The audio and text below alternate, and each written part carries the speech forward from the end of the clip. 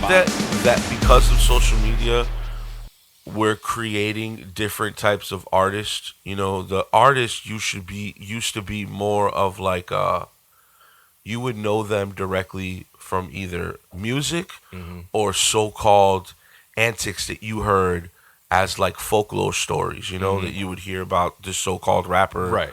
You know what I Like mean? Like, Nas or Jay-Z or something. right. Or like Trick Daddy. Trick Daddy. I, T Double D. I heard coming up, being a young buck, I graduated in class of 2000. That summer, I started smoking a lot of weed, and Summer of what? one of the main rappers on rotation while I was smoking What year was it? was Trick Daddy Dollars. This is like 2001 to 2003 eras when I really started becoming a pothead. Those 3 years, you know, Yeah. became my like you know, like young man age. And I would say Trick Daddy was an influential Florida, like out of all the Florida rappers, Trick Daddy was one that I was like, yo, this dude not only can rap, I love his personality, I love his ability to be himself unconditionally. You know, you really like the I'm a Thug video where he's eating that chicken wing At the fancy restaurant. you know, pulling up in the dunk at the fancy restaurant. Like, that's Miami culture to me. You know, that's the same thing as Scarface pulling up. And Right. you know what I mean? It's Hell yeah. It's that underground, you know, dirty South. Southwest Miami. Pork and Beans is right in the middle of Miami. That's the neighborhood he came from, and it's like the hood of Miami. It's directly next to downtown. It's one of the oldest projects. You know what I mean? I think they have the first like black police. It's like a historical site, like one of the first all black police forces come from that area. So there's a lot of culture. Oh yeah. Those neighborhoods were for immigrants that came from like Bahamas, Coming up for Jamaica. the pineapples. Coming through farming the pineapples. Yep. There was a lot of And then a lot of them helped build that railroad that came down from Palm Beach. So, but the sugarcane was a big Yep. industry out here, Fishing, and tourism. rappers came out of those communities that had like even like Haitian influences and stuff like that. Right. So it was like a melting pot in these neighborhoods, and you produce cats like, you know, the Trick Daddies. We haven't really talked about Rick Ross, but Rick Ross is gonna be. But we did have an episode about Luther Campbell. Luke. And I think these guys come from the same DNA and genetics. You know, Luther Campbell, Uncle Luke, Two Live Crew were definitely like the catalyst, the beginning. There was other rap crews obviously in Florida and in Miami mostly. Yeah, you can go on for days about. But they were like that. the dudes. You know what I mean? And Certainly they most opened the recognizable. door for people like Trick. I think Trick was that next wave of like. Wouldn't Luke Trick Daddy's first contract? His first contract? Maybe. I think there was something like that. I didn't get that too deep. I mean, I think obviously Luke had his hand in Slip and Slide, I think. And Slip and Slide was like that label after Luke Skywalker Records that really started signing people like Trina, like, obviously Trick Daddy. I think they had Plies. Free Buddy Roll was a producer that I really loved all his beats. He made a lot of Trick Daddy's beats. But Trick Daddy's personality, I think, encompasses everything we like in hip hop, like that Tupac kind of flair, underground poet. Not just I'm a thug, but I'm also like an intellectual, like on a street level. Honest. The shit he spit in his songs, Honest, man. ain't just like, bling bling, No. flair come up. No, he's giving you the real street stories. His stories. And- He's giving his stories. And he's even like, there's a story we're going to hear about. Unfortunately, he has this condition called lupus, yeah. and it's affected him. I mean, Yeah. my man like blew up. He looks, Skin discoloration. I once dropped that joke that he looked like a California raisin and shit. I did. But the point is, respect wouldn't to like it. respect to the OG. I would get if he heard this and punched me in the face for that. I totally take it from the OG, Right. Because I expect that energy from a cat like that. Seemed to be his energy too. Not to mention something that I respect about him. When he was going through like the, because I think you're born with it, but then it flares up as when and I'm completely ignorant to lupus, so Me please too. forgive me. I don't fully. It's an autoimmune disorder. Yeah. And I don't even know what that really means. Right? Is that blood? Right. Okay. And your body has trouble kind of producing enough blood or enough count of certain things that you need in the blood to protect you from certain things. You know what I mean? So, So he's got to take medicine for his lupus, but then he's got to take medicine for his kidneys, and then he's got to take medicine for his liver because the lupus medicine is fucking up his kidneys and his liver. But my man and that's ridiculous. But my man being the dude that is 100% himself said he stopped taking that medicine because there was too many side effects, and he got more benefit from smoking crack and weed together because he's been smoking crack and weed since the 80s. It's something that his body's conditioned to, and apparently he's good with it. When he goes in for his checkups, my man is fine. Yeah. So not only if you get some of the best weed, you have chances of fighting a lot of diseases. He don't even like good weed. He likes that dirty. Oh, I don't know. He likes the dirty Mexican weed. State your sources with some crack. He says the. he said this. I got this from him. Yo, I love it. Okay, I love it. The man is undisputedly go with what works, bro. Himself. Go with what works. If it works, why fight it? As a grown man, I cannot not support it. But it's not like a surprise to me because he's always been that way. He's always been himself. Said he'd take off his Rolex and fight you in the middle of the street. Bro, I remember I used to, coming up in my little music thing in Kissimmee and in Orlando and shit, I used to fuck with my man DJ Keemdog, and he would bring down a lot of rappers. And he brought Trick to one of these shows, and every rapper's got a rider, right? A rider's a list of stuff you want before the show, right. And if you want your artist to really perform, then you need to make sure he's settled, make sure he get everything he need, right? It's a rider, bro. On this, I don't think it was written, but it was said that, listen, I need some crack and some boonk weed as part of my list of stuff. Can't be too good. Because of the crack must balance it. It must balance each other out or something. I consider myself a connoisseur and not crack, of weed. Probably. I like cocaine, I would think, right? Not crack. Well, no, yeah, he wants it prepared. I don't think he wants to cook it himself. Right. And I think being a connoisseur of weed, if you've been smoking crack since the 80s, you have to be a connoisseur, right? And if you a traveling artist, right, you want to try that local crack, that recipe. Oh, you just want to dabble. You just want to see how everybody. Give me the local recipe. The water here? Who's cooking that shit? Cooking? It doesn't not make sense, I guess.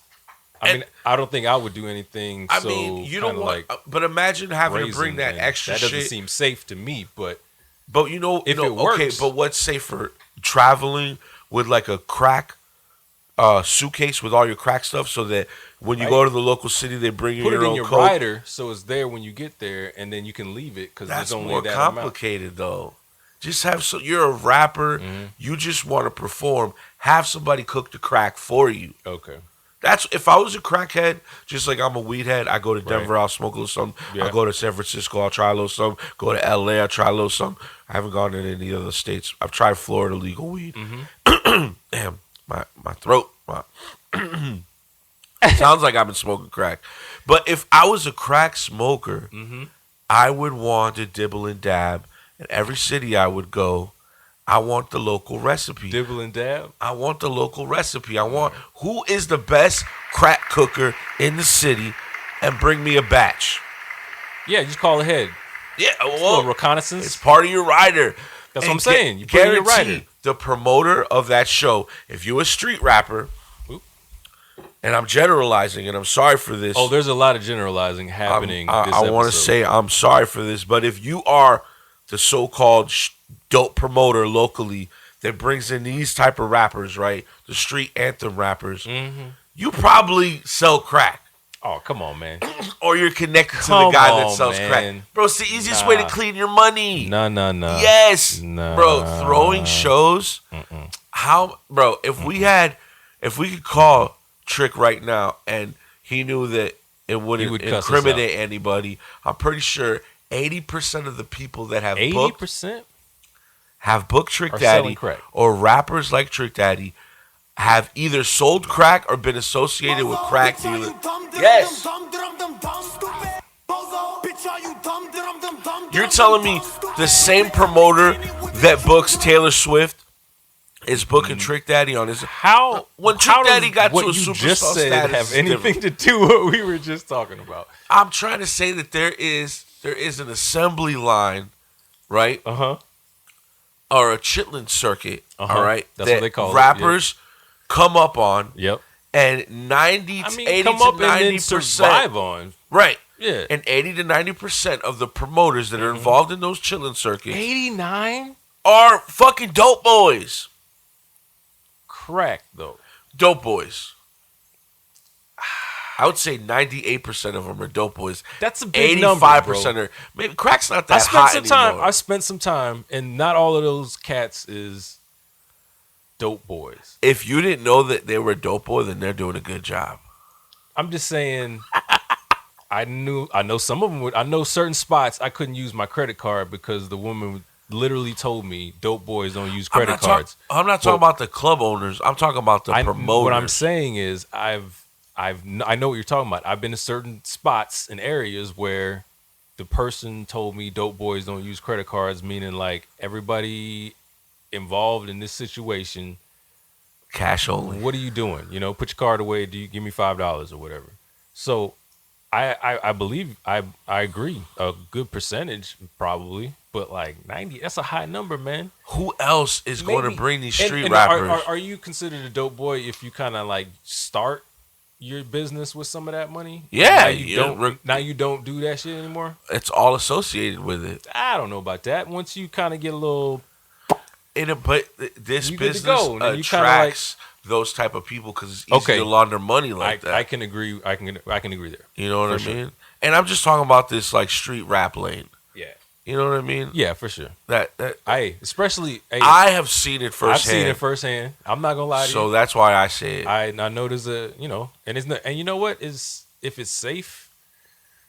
I don't know. I had a good time. Everybody's having a good time. I've never been in a bad situation necessarily. Oh no. I'm just saying as a business practice. Yeah.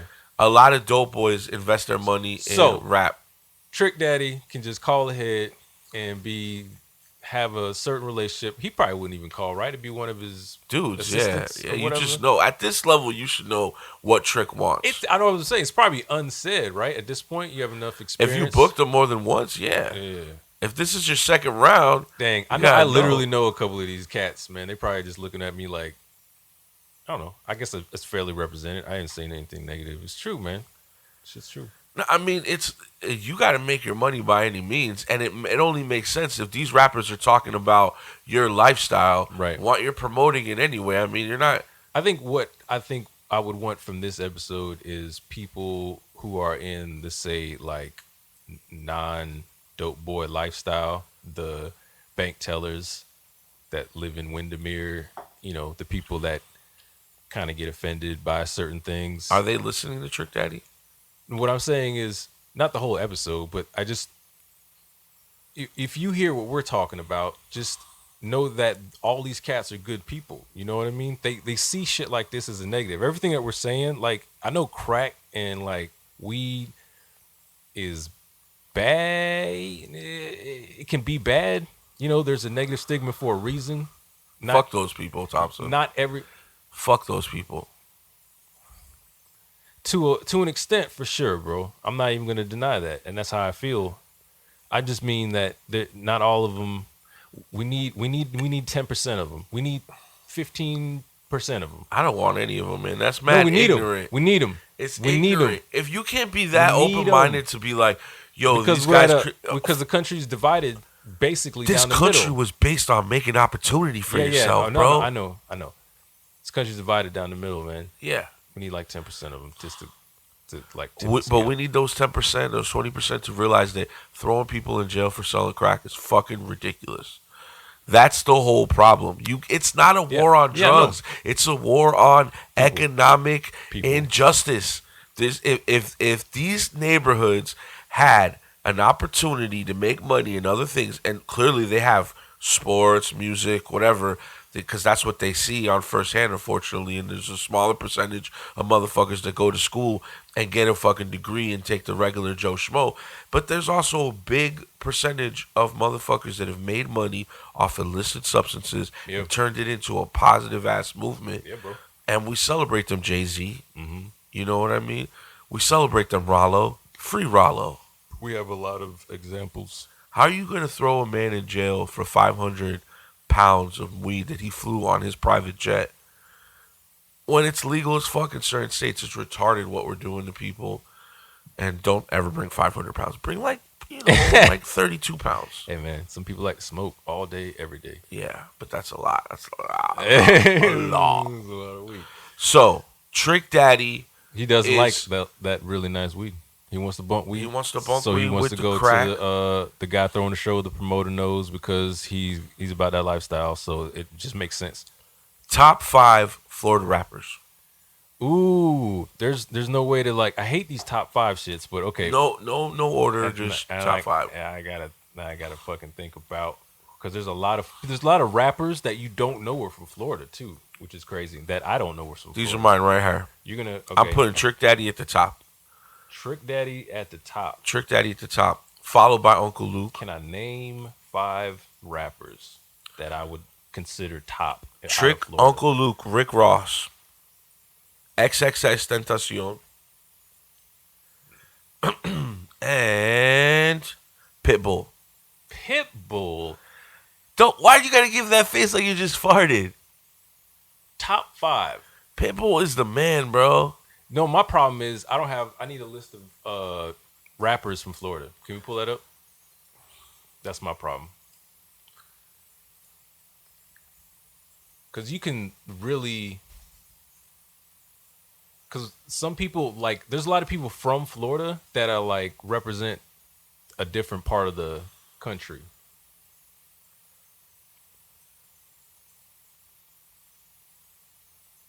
No, just put Florida rappers. What are you doing? They're gonna be top. Bro, no, you're making it. You have to put top, bro. You know how many rappers in Florida? That's like what I want. 7 billion just rappers. Put rappers, Florida rappers. Right now, every 12 seconds there's a new rapper that created itself.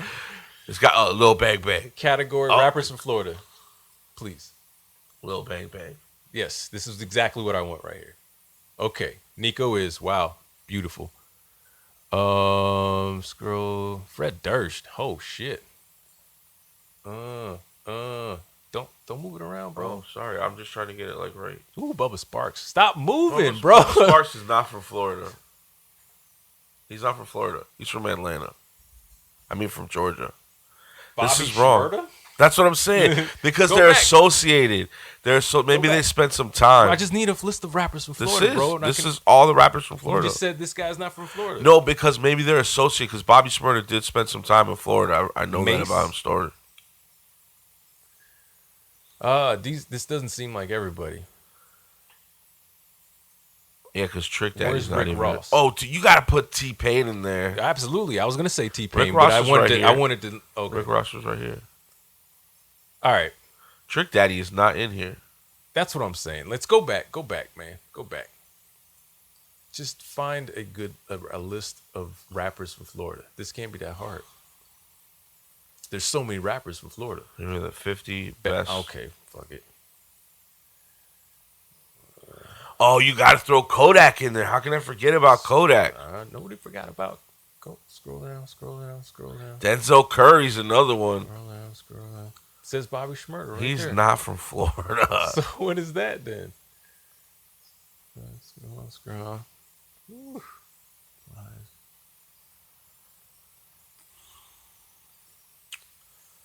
Trick Daddy's 23. You got to put him higher.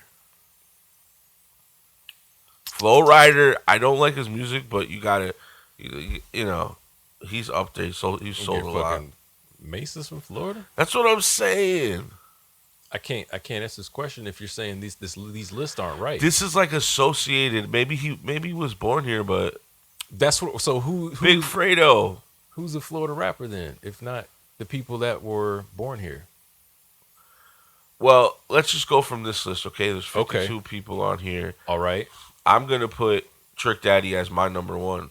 Okay. Because I feel like he is He our represents- Tupac. He represents Florida like that. And he rapped his own shit. He produced his own shit. Yeah. Like, he was very instrumental in everything part of his career. Yeah. Followed by Luther Campbell. I fucking love Trick Daddy. I will throw Kodak Black as the new Trick Daddy. Kodak Black to me is the new Trick Daddy. He is influencing a lot of these kids. It's a good argument. It's a good argument. He's up there. I can't argue with you. He is up there. I'm also not a hip hop head like that. Yeah. I love hip hop. I love the culture. I've been a part of the culture since I came out of Germany. Oh, so I thought you said you came out of the vagina. No, I'm not gonna go so crude about my mama, but you know, coming into Florida, growing up, and well, because from Germany I came to Florida, so now I'm like 3 years old, and then and I'm listening to. I didn't really listen to hip hop till later, but because I was with my folks doing everything. But then I got like into like a little bit of Juvenile, and then it's Mace, which is ironic if he's from Florida because he's like one of the first rappers that I learned lyrics from. You got he's New York. I mean, He is his New York. aesthetic is New York. I know he's New York. I'm just saying he's a Florida rapper. No, he's not on this list. Yeah, I'm gonna get flamed. We're gonna get flamed for this part of the episode because naming best rappers is so subjective, bro. It is, but you got it. Plus, there's so many people that aren't on here. Like Nico. Nico's amazing. Yeah, but he's not gonna make the top 5. Sorry, Nico. I don't know. I really like Nico. You're gonna put Nico in the top 5 of Florida rappers. I really like Nico. I mean, that's because you're your homeboy. You guys hung out and shit. So we hung out, and I know him, and you're gonna put him in top 5. I think calling me and him like homeboys is overstating it. I'm a guy that likes him. He likes me. Yeah, I we've paid all to go hung to shows. We've all hung out, and if I don't like no disrespect, but it's not like we talk every day or anything like that. Nah, neither do I. But we're homeboys. But like, I think maybe we're just using the definition of the word. I've recorded a couple songs with him and shit. You've spent more time, I guess, too. And we are homeboys in that way, but I wouldn't expect him to like. Yeah, but he's not. Caskey's way more successful than Nico is. I guess I don't when you're asking me top 5, I don't equate top 5 to success necessarily. So if we're naming my top 5 rappers, yeah, but you have to equate all my rappers are success. Influence. Who does he influence in Florida? I'm sure he influences some people, not like a ton of people, not like a trick, not a top 5 level. Anyway, it would be my top 5 anyway. So regardless if you would put him in or not, I would at least consider it, right? You gotta have at least a video with 1 million plays. You gotta be influential. I mean, you gotta write up shit. You know what he did shit this week? But anyway, I'm not gonna defend Nico on the thing. But shit, I'm gonna put him in there. Fuck you. I have top 5, maybe top 20. Just because, top 5, just because, Peen.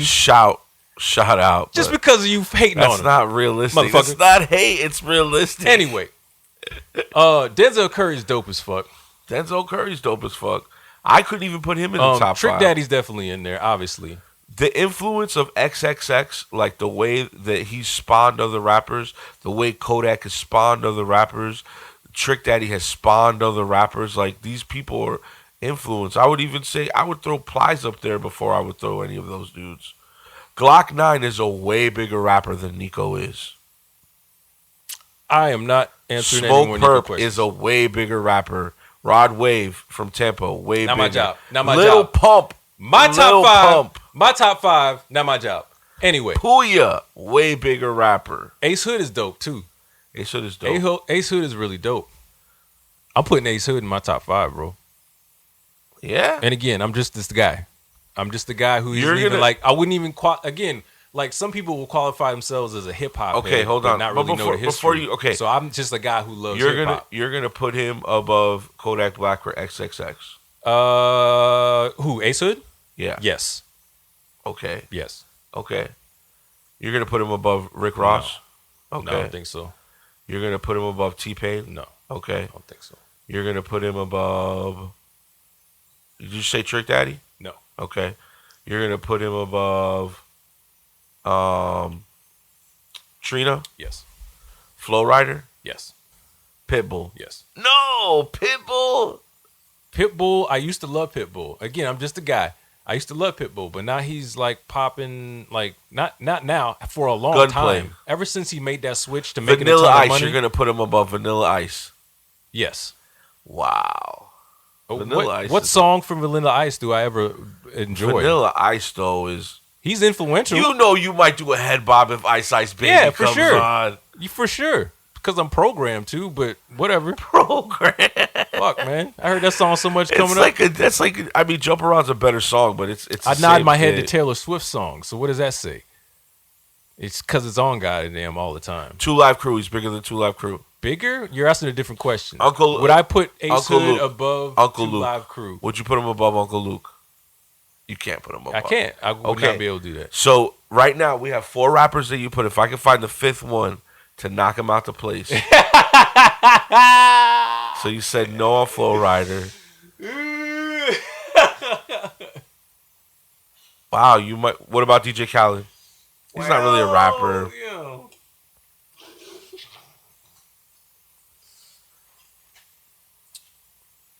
All right, I guess he's your number 5. So who's my That rapper? makes- Who'd I say? We said Rick Ross. We said T-Pain. T-Pain. We said Ace Hood. Ace Hood. That was the last one though. Trick Daddy, Uncle Luke, and then bam.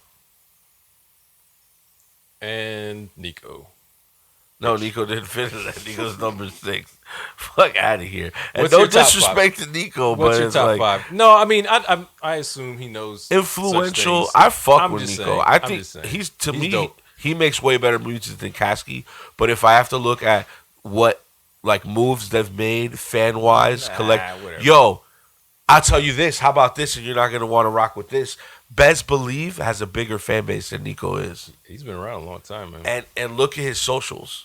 His socials. Been around a long time. He does now. Do I like Nico's music better? Yeah, of course. Yeah, of course. It's fucking fire. So mine, I'm gonna put Trick Daddy, Uncle Luke, Kodak Black, XXX Tentacion, and Rick Ross. Yeah, I mean, those are all really good artists too. Followed by Denzel Curry, followed by T-Pain, followed by Lil Pump. Lil Pump. Lil Pump is the shit, bro. Yeah. He's another one that has spawned I can't a say whole I can't new- say that I agree with that. I listened to a couple songs of his. He's spawned a whole other generation of rap, and he's Cuban. You know what I mean? Like he just to me, So him being Cuban gives him clout for Well, just being a Cuban. guy? his aesthetic.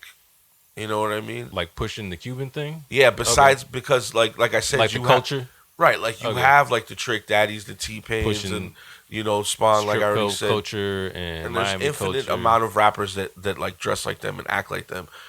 So When you put a lot of onus on influence, influence. Yeah. If you influence the masses, then that makes sense. you gotta be a god in That this makes shit. sense. I don't do that because again, I'm not ahead. So for me, the top 5 is who gets me going the best. You know what I mean? Who gets me the rap I listened to when I was coming up was Timbaland and Magoo because of the production.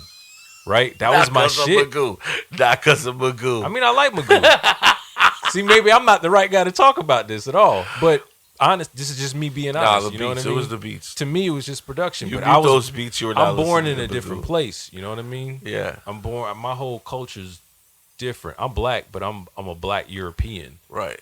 So there's just different. Yeah, it's shit that you My like. shit just works different, I guess. Yeah. Not from everybody, just from like this general, like who's Yeah. the top, who's the Florida. I live in Florida most of my life. 20, over 25 years I live in Florida. Yeah. But, I'm still just this kind of like foreign local. Yeah, and like because I'm an artist, I can look at people's music and be like, yo, that's good music. Mm-hmm. And what Nico does is good music. I would even argue great music. You know what I mean? Great. But because it hasn't been able to, I guess, reach a creative edge that I see that's influential besides like some dope local rap shit. You know what I mean? That had that the same way I look at Caskies I mean I would. There's these two rappers named Little Po Boy Little Po Boy Punk or something like that, and then Hot Boy, two rappers from West Orlando, and Glock 9. Those three rappers, I would say those three rappers have way more critical acclaim and fan base than anybody else coming up. But I haven't listened to. I've heard the name Glock 9. I've never listened to one song. Puya. He's like people say that he's like a spawn of Kodak, and that's what I mean. Like, where's he from? From West Orlando. Oh yeah, yeah. I heard like West 17, Fifth. 18. Is West Fifth still doing this thing? Though, like, remember TREAL? Remember yeah, them? yeah. I follow what's his I used to name. love that song. Follow one. I forget it. I can't remember his name right now. But yeah, I mean that was another level of Orlando. Yeah, I was Central Florida. I was a cameraman for a while. When good times. When Shaq was running Orlando and had Shaq Diesel. Yeah, he had his own record label. There was people coming out. Yo, Smiles and South Star. Smiles and South Star. They made it on 106 and Park. Yeah.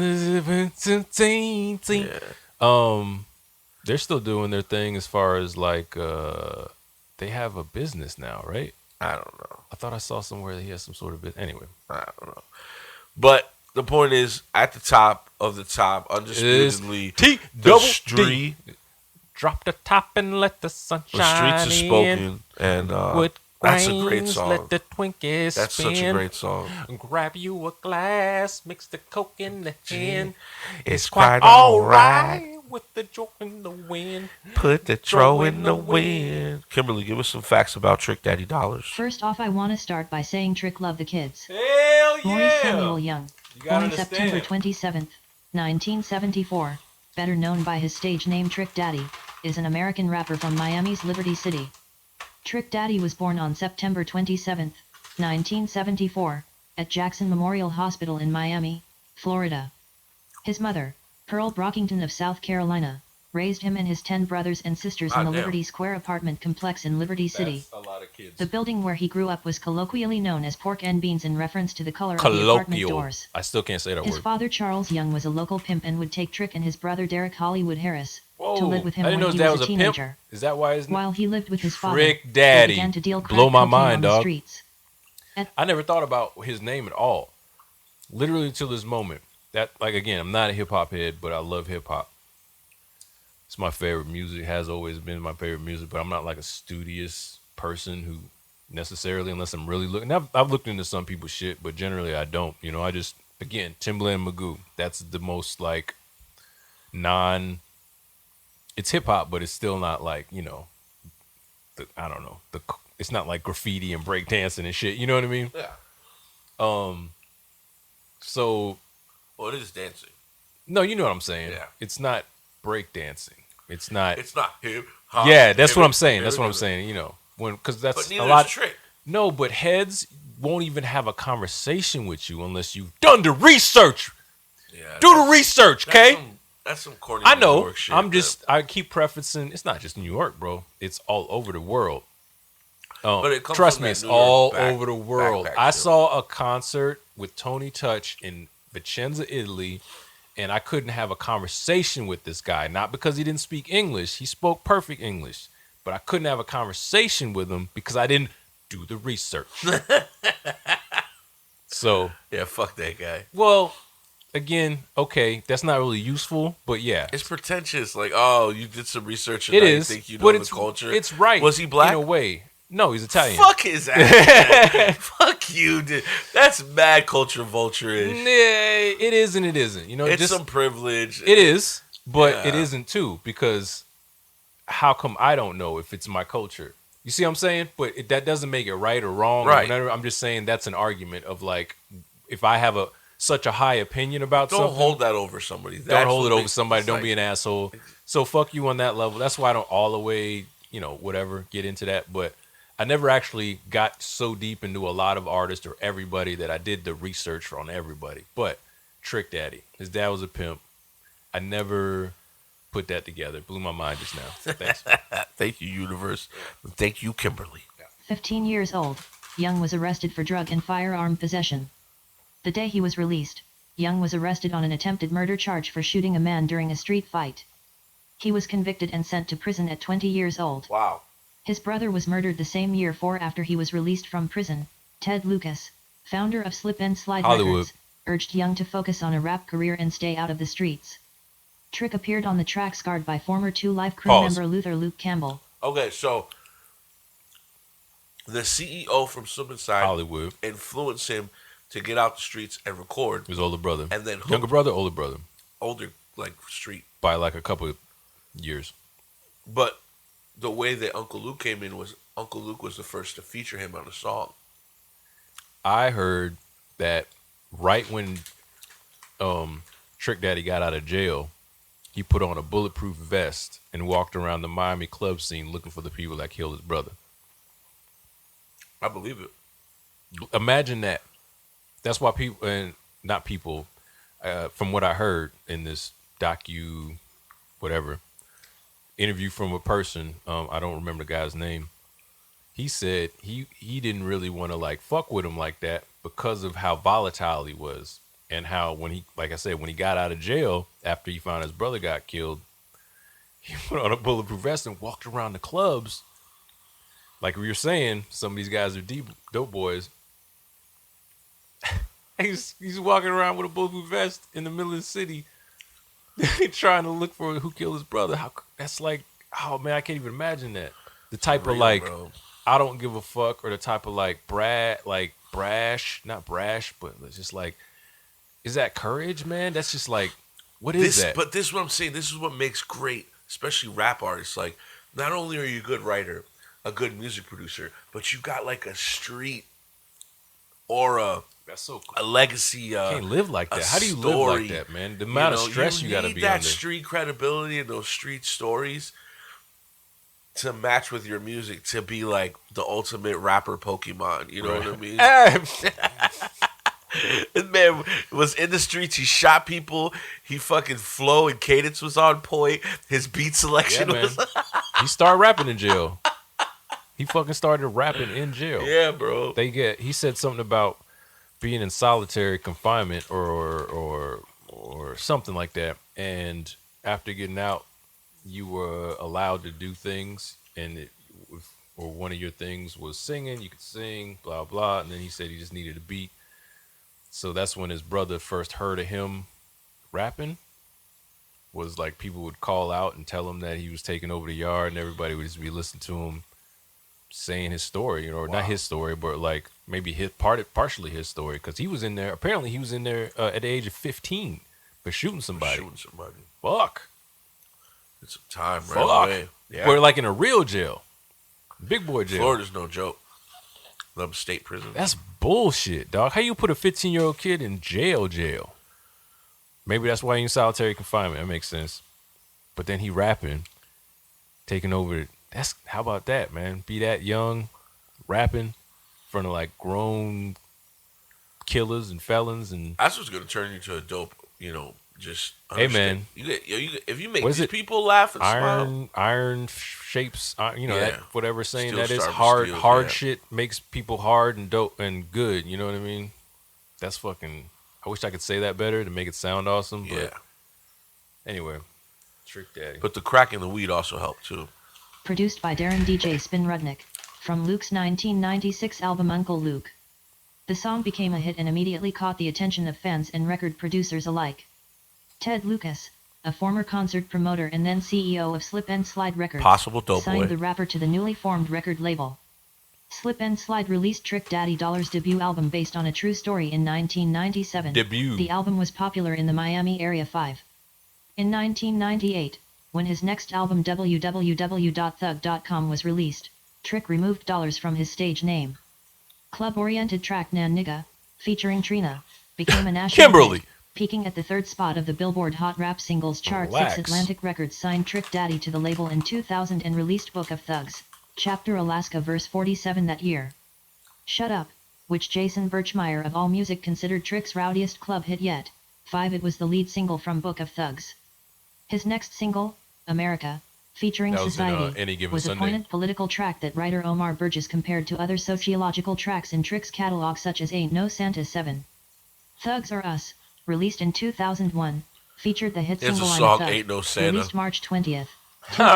Fucked up all the kids. That's fucking childhood, Trick man. does not love the kid. And scarred childhood, bro. 2001, which reached number 17 on the Billboard Hot 106. His fifth album Thug Holiday boasted In the Wind, which Birchmeier believed was Trick Daddy's Jam, most boy. creative single. 5 in 2004, Thug Matrimony, Married to the Streets was released, with hit single Let's Go, produced by Lil Jon, That was my shit. featuring Twista, and sampling the guitar riffs from the Ozzy Osbourne hit Crazy Train. 5 that year, Trick Daddy guest performed on the Yin Yang Twins' What's Happenin', which reached number 30 on the Hot 100, number 7 on the Rhythmic Top 40, and number 9 on the Hot Rap Singles. 8 Let's Go peaked on number 7 on the Hot 100, number 4 on the Rhythmic Top 40, and number 4 on Hot Rap Tracks. 6 Back by Thug Demand followed in 2006, 5 with singles Bet That and Tuck Ya Eyes charting on the Hot R&B/Hip Hop Singles and Tracks chart. 6 This album launched the career of Trick Daddy's group, Dunk Riders, with their record Damn Right featuring Dre, SKKY, and Trick's joint venture label deal with Cash Money Records.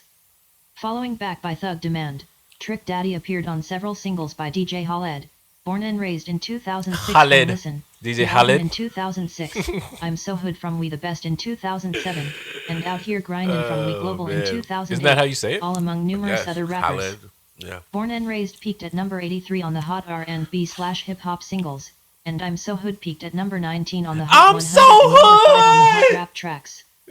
He appeared on People's I'm 2007 So album The Hood! Boat Lift. Trick Daddy left Slip and Slide in 2008 and released his 8th studio album Finally Famous, Born a Thug Still a Thug on September 25th, Born a Thug, 2009, Still a Thug. under his own Dunk Rider Records label, which by now had grown to include fellow Miami artists Ice Billionberg, Fella, Bad Guy, Casino, A. Dot, No Love, Dutch Dirty and Gold Rush, most of which eventually parted ways with the label to start their own independent ventures. He released a single featuring Young Jeezy, called I Can't Leave These Streets Alone, and then was featured on the track This Is For You, from Jeezy's latest album, Thug Motivation 103, Hustler's Ambition, released in December 2011. In July 2012, Trick Daddy released a mixtape entitled Dick and Dynamite as a prequel to his upcoming album release. He continues to tour the United States, What a great performing album a mix of named both Dick his and classic hits and his Dynamite. new releases. In 1993, Trick Yo. Daddy was convicted of cocaine possession, and carrying a Dynamite. concealed weapon and violating probation and served 15 months in Florida State Prison. Then in February 2003, he was arrested on gun charges following a dispute at a basketball game, and again in September 2003 after And police he had weed found on him in that cocaine one. and I remember that marijuana in story. his pocket. He pleaded guilty to cocaine and weapons charges and received probation 13. On April 3, 2014, he was arrested outside of his home in Miramar, Florida. According to his arrest report, he was caught by police who were surveying his home under the suspicion that he was running a grow house. Once police entered his home with a warrant and drug-sniffing dogs, they reportedly found 1 gram of cocaine in Trick Daddy's bedroom, along with a 9mm pistol and ammunition in another bedroom. Oh my God! Police charged Young with possession of cocaine, He had a whole gram? possession of a firearm and ammunition by a Holy convicted felon, shit! That's and fucked driving up. with a suspended license. Woo! That's The crazy. following morning, he was released on $6,100 bond. What the On fuck, January dog? 11th, He had a 2020, gram of Trick cocaine Daddy and was a pulled gun, over in and he Miami paid by the police because they suspected He $6,000. was drinking while driving. That's After bad. officers That's smelled not good. alcohol on his breath and he failed a field sobriety test, He just came from a Trick strip Daddy club was taken to be into custody at the defending Hammonds him. District Station for driving under the influence. Damn. While handing over his possessions, police found cocaine inside of a dollar bill. That's the way you At sniff that coke. point, he was also charged with $1. cocaine possession. Just have His it, bond pop was it set out. at $6,000 for Charge both with charges. possession because he had cocaine Trick Daddy in. announced that he has lupus, which has affected his skin. He also stopped taking medication to combat the disease. I mean, The rapper's self-medicating, rationale for literally. refusing treatment was that because for every medicine they gave him, Yeah, he but had you to shouldn't take a be test for fucking another drinking and medicine driving every to 30 the days point where you're or so like to make swerving sure and that shit. medicine wasn't Because he was like causing hitting side- shit. That Yeah. I mean, according to the police officer, I remember that story too. Yeah, that one's fucked up. They shouldn't arrest him for that gram, though. Hell no, not in his house. He had a gram of cocaine in his house and a gun. Now He's they a said felon, though. I know somebody said he had a grow house, but that's not what he got arrested for. He got arrested for a gram of cocaine. Y'all are bugging. Keep that cocaine and them guns out of your house, bro.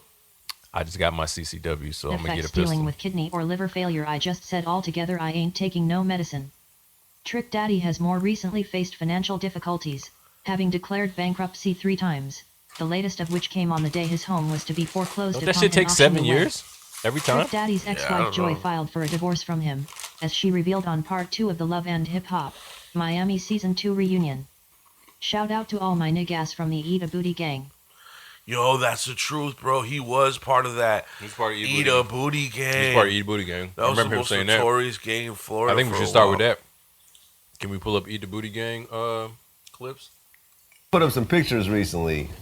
It was you and a few other rappers. Y'all had some shirts on that said "Eat a Booty Gang."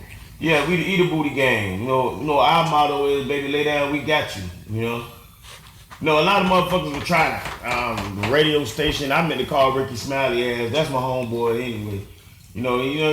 They get their joke thing on. I'm a big jokester too. So, but they were trying to insinuate that we was some fruity ass niggas or something. But nigga, we Eat a Booty Gang. If you niggas won't eat your hoes ass, we'll eat it.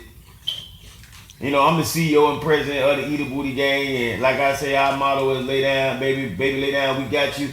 And our theme for this year is "Ass Backwards." Y'all made up the name. From your point of view, what does "Eat a Booty" mean? Eat a booty mean is like, I recently retired from eating pussy. I don't eat pussy no more, so I suck pussy and I eat the booty. So it's just another level. You know what I'm saying? Another level. I can't play too much of flash shit because sometimes it be copywriting. But That's the gist of it, though. yeah, Now, what I just got confused about is how do you initiate? Like, how do you get? You just eat ass and then you're just part of the gang. it happens. You gotta probably run down like 20 asses before you're like, Yeah, you can't just Certified. be in it. I ate one ass. You No. can't just be in it. How many You asses? need to experience it. And I think the key thing is, were you involved in eating the pussy at all? 'Cause And if you were, have to at least taste a little shit. Like Well, a little shit had to come in your mouth. I mean, I think that goes to your levels Right. of how you are in the whatever Eat a Booty Gang hierarchy there is. What do you do if you get a little shit in your mouth? Like You gotta keep it moving, bro. you're just like after the club, drunk as fuck. gotta keep get it moving. there and you start eating ass. Any You're bad like, thing that "Oh, happens was during that sex, anything nasty, anything awkward, you just gotta power through. Power through. Don't make it awkward. Don't make it awkward. They're like, yo, was that shit? Boom, off your lips. You kind of flick it off, and you keep it moving. But as far as like the amount of time, but like I said, what's key is that apparently you're not allowed to eat the pussy. You can only suck the pussy. So that's key. I guess I don't know if that's one of the rules or covenants of the Eat a Booty Gang. You ever see one of those vaginas Don't eat the pussy. where the like clit looks like a small penis? Yes. You shouldn't suck those, right? Why? If I've never encountered a vagina like that except Okay. for watching on porn. Never seen one in real life. Seen a couple in my day. Doesn't that turn you off a little bit? It looks like a little peepee. It looks like a baby peepee. All women look different. All women look different. Their face looks different. True. Their boobs look different. Their ass looks different. But and if the their vagina looks like different. a small dick, are you eating it? Yeah. I mean, I was. Obviously, I'm a, committed individual at this point, but Farthest I goes a camel toe. I was all about it. I was never part of the Eat a Booty Gang. No? Not like part of the gang, no. I dabbled. I mean, sometimes you end up there. Like I don't said, it really happens. Like eating pussy like that. Sometimes it happens, bro, But I've because had- shit gets, you know what I mean? I'm by winning. You know what I'm saying? I win here and I So, it happens. So this is an unsung of Trick Daddy. All right. We're going to play it. Feel free to comment what you think about Trick Daddy under this.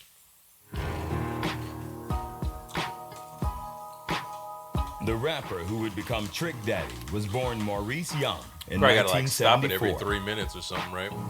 and came Probably of gotta stop it age every in couple minutes, right? Does that help to stop it in between? You know what I mean? No, I mean, it depends. Okay, go a ahead. city of balmy dreams and sinister nightmares. I was born in Southwest Miami-Dade. When you thought of Miami, you thought of the sand, the beaches, sunny skies, palm trees. But the Pork and Bean Projects in the middle of Liberty City. It was the most notorious and well-known and well-organized drug area in history. Our city, our streets, our neighborhood blocks, our inner cities were ran and controlled by the drug dealers, the dope boys, the D-boys. For Maurice, life at home was as tough as his neighborhood. His father, Charles, spent most of his son's early years in and out of prison, leaving Maurice's mother, Pearl, to raise a growing family on her own. My mama have 11 kids, and if it weren't for World Fair food stamps, we probably wouldn't have no income. I was the second oldest of 11. Wow. I had to be the man. He had a lot on his shoulder. He was so busy trying to help take care of kids and try to build a life with kids, he never got to be a kid himself. By the time he was 10 years old, Maurice had entered the drug game, hustling weed. Damn, for 10 extra years cash. old. 10. I wanted to be a big-time drug dealer. They were surviving and they was doing what they was doing to get money. You had to be full grown growing up in Miami in the 80s. It was either all or nothing. It was either kill or be killed. His first arrest came at age 11, after he was caught with a gun in his backpack. He was expelled from another school a year later for beating a teacher with a lead pipe. I had a problem with authority. I did whatever the hell I wanted to do. He said he got arrested for Nobody beating could the tell teacher me with a nothing. lead I ended pipe, up and then he at goes, 13 I had a problem with in authority. marijuana Yeah, bro. in an opportunity school. To keep the family from losing their public housing, Maurice was sent to live with his father in neighboring Carroll City. Both were at the epicenter of the booming Miami coke trade. My daddy was one of the most notorious drug dealing, hustling, conniving, scheming motherfuckers on the planet. But while Maurice's said that relationship with, like, with some his sort of, father like, was strained, he bonded with positivity. an old He was Like, proud of that shit. Yeah, like, right. He was smiling almost. Dang. older brother living there named Hollywood, who was also dating a childhood friend of Maurice's named Katrina Taylor.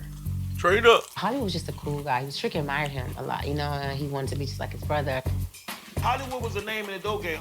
So I started knowing everybody that he was dealing with in the dope game. By age 15, Maurice, now known as Trick Daddy, had followed his father and brother in the high-stakes cocaine trade. But it was a different family business that really piqued his interest. At that time, my daddy built a studio in the back of the house. I was like, Daddy, I can rap. He said, listen, all I need you to do is cook that cocaine and count that money. Trick Daddy put... I mean, Uh-oh. Uh-oh. Trigger warning. Trigger warning. Go ahead. if you grow up in an environment like that, and your dad understands that, Understands what better way to bring your kid, like, get started now? Understands what? That you got to do what you do to survive and all that? You saying in that environment he's being a good father? Help! I need you to understand how hard this shit is. Get in the kitchen, bag up, and count cash. At least you ain't out in the street getting shot. You Well, need to understand the levels Well, he did that. of this business. He did What's that the 'cause he's difference lucky. between that and owning a little convenience store and having your kid? You ever roll up to the convenience store? Asian, Hindu, Arabic, Black, Latin, whatever. And what do they got working behind the counter? Their 7-year-old kid, Right. 10-year-old kid. It's a little Stocking less shit. dangerous, Catch- I guess. No, it's the same shit. It's a little less dangerous. Business. I know, but it's less Learn- dangerous. We grew up in a dangerous neighborhood. For sure. Place is called Pork and Beans. Yeah, for sure. But the kid whose dad is a clerk at the local store, his life is less dangerous He's gonna grow than up to be a little Trick bitch. Daddy. He ain't gonna grow up to be a trick daddy. Steel sharpen steel. Do you want to be Trick Daddy? Why not? I can give you a list of reasons why not. He's gonna be remembered. Yeah, for sure. Is that's the most important thing to you? It's not the most important thing. I mean, everybody gets played different cards. That's not my role.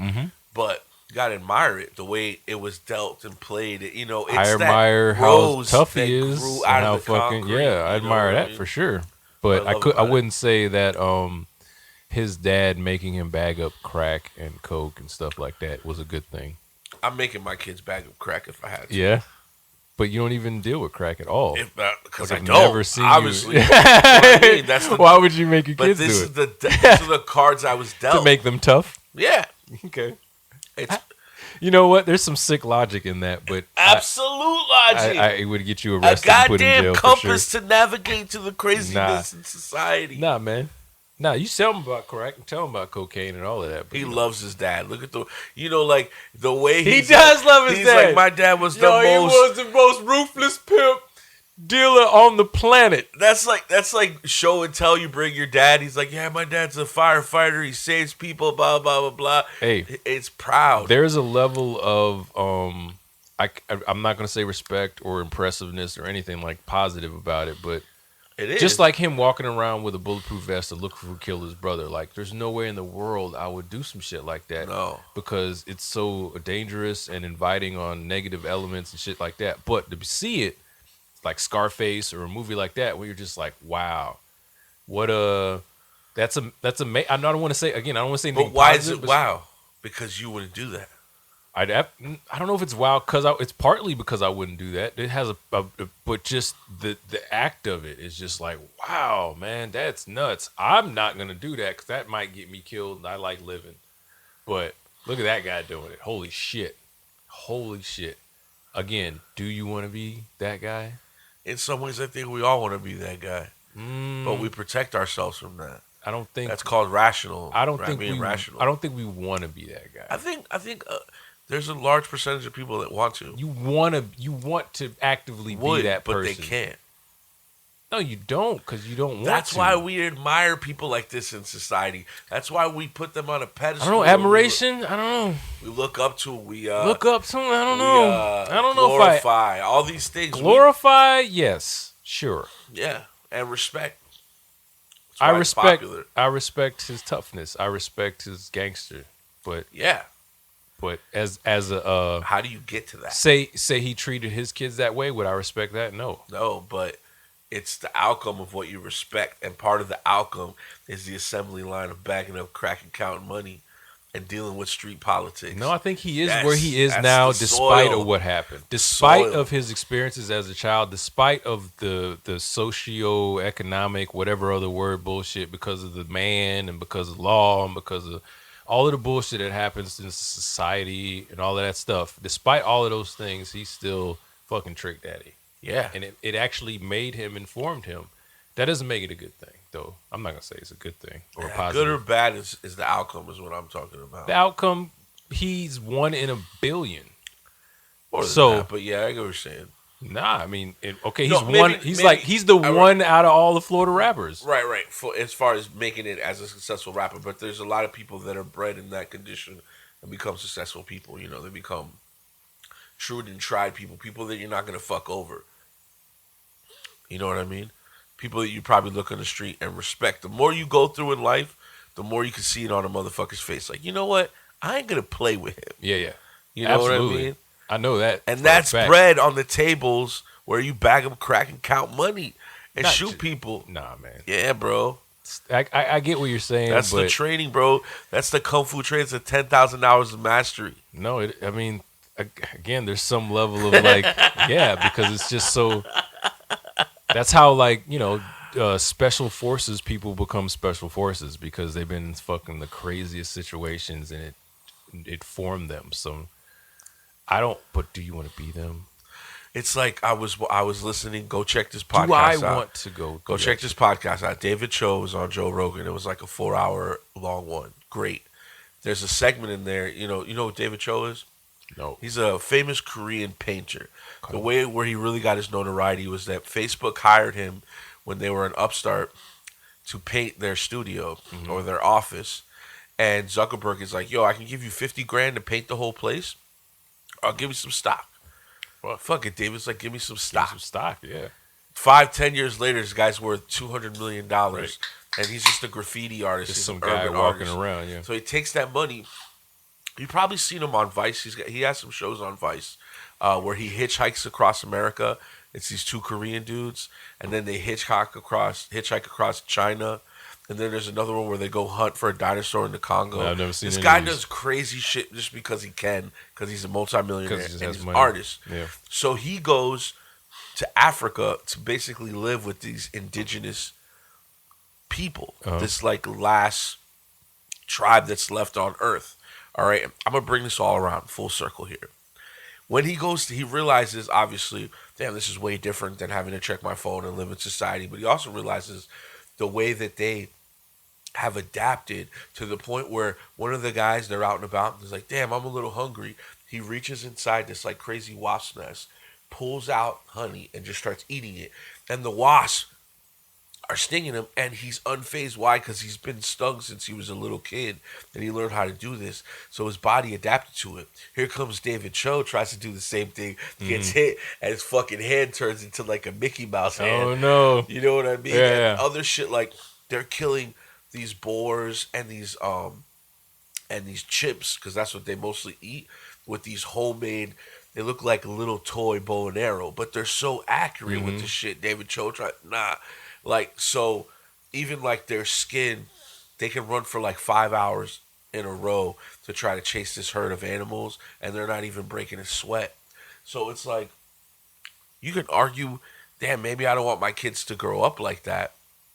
But imagine if they had that ability. Like, what is a stronger kid? Some kid that grows up in a society like us, Right. where his fucking meal is provided for him, Right. school, education, all this shit. I mean, even he was talking about how those tribal dudes, they don't even understand the concept of suicide, except if you were gonna like jump in front of something to save your family. Right. But that's just considered being a hero. But like just straight up killing yourself because you're depressed, Right. they don't even understand. They can't grasp that concept. No. They don't get that. No. So who's really losing? Right. You know, we built these hypothetical things that are right, like go to school and be a good husband. Who invented that and who made that right? Yeah, it happened a long time ago. I mean, there's still some ground level human shit that any human part of the species of being a human can identify, like love, compassion, certain things. But all that other shit is abstract, bro, that somebody painted. So yes, it is okay to teach your kid No, it's not. how to bag up crack No, it's not. and fucking sell not. if you're 'Cause born in that's- that 'cause environment. no, 'cause it's it's not. sticking the hand No, into you're talking the about stuff wasp nest and has nothing to do pulling with out love the or any honey. kind of like base thing. It's some super illegal, super dangerous, super destructive and killing the body and the brain cell type shit, and it's inappropriate to teach to your kid. If you absolutely have to do some shit that's illegal and that's going to get you locked up and put in jail because some fucking draconian whatever the fuck decided it was, so we're not having the drug argument about it. I'm just saying, we know that it's illegal. We know it's going to get you in trouble. Not the drug argument, the survival argument. No, what I'm saying, I'm not having the drug argument. What I'm saying is, because it's fucking set upon everybody here to like not do, and they're gonna come put you in jail, then why teach your other person to do it? It's gonna put them in this fucking situation where they got to be stressed out all the time. Even I understand you're backed into a corner, and man, and the shit you got to do sometimes, but don't expose your children to it. Like, So the break tribal cycle guy of- shouldn't be exposing his kid. No, man, you're talking about a whole different culture and a different situation and a different environment. You're talking about this environment right now. There's a cycle. There's a whole group of people out there not doing some shit that's going to get their kid killed or get them put into jail. It's harder for sure, but like break the cycle somehow. Like get the money, the crack money you getting together, get that money and put them in a private school somewhere so they can like figure out how to start a business or whatever. You know what I mean? But don't teach them how to also kill themselves, possibly. Don't like the shit is like, now if some version of the future includes legal crack, right? Teach them how to make a business out of, like, now that it's legal, now that we can like build on this legally and live in a society with like dividends on the corporate you're about to put onto the stock market having to do with crack. Awesome. That's great. Yeah, that's but what right white, now, that's what white pharmaceutical families do. exactly. They got the power. So right now, where you're not having the power, don't go playing in motherfuckers' hands and doing shit that knows is gonna get you caught up. Don't do that shit. Play it by the rules until you get to a point where you can buy yourself a politician or you can do whatever. Or stress yourself the fuck out. Extended versions of the movie Monsters Ball, where anyway.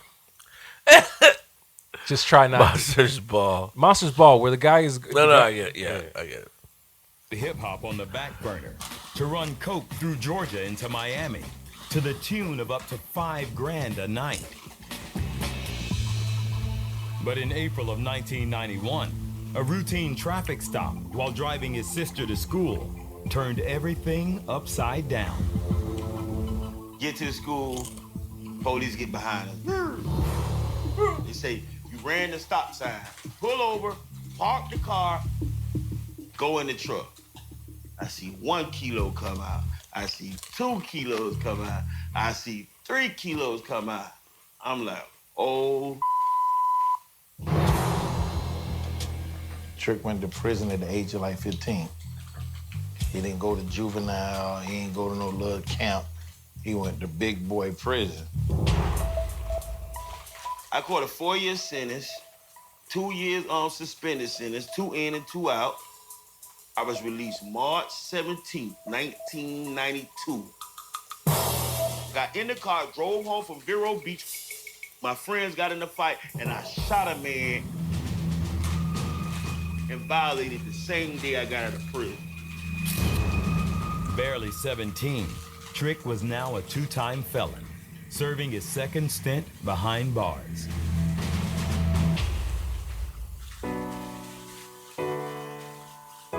In solitary in prison, this is what you do.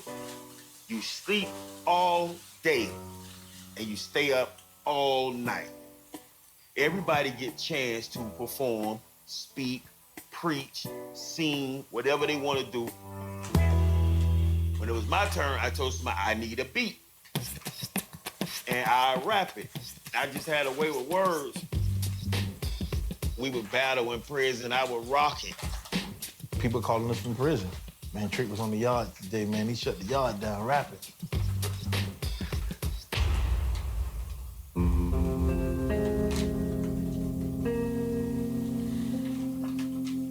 Hollywood definitely saw something in Trick. He believed in him, so he figured once you get out, once you get your act together, we'll do this music thing. And that just didn't happen. Some guys followed him from the club, and they kind of cornered him off on all 4 sides of the car at a 4-way stop sign, and shot 30, 40 times. I remember Trick calling me from prison, and he just said, I just need to know if it's true or not. I was just crying. He knew, Derek Hollywood Harris was 23 years old. Hollywood showed me things and ways that my daddy couldn't. He would give his last. He wasn't a saint, but he was a good person. I understand the game and how the game goes, but I couldn't do nothing about it. That helped me say, I can't be in prison where I can't do nothing about something.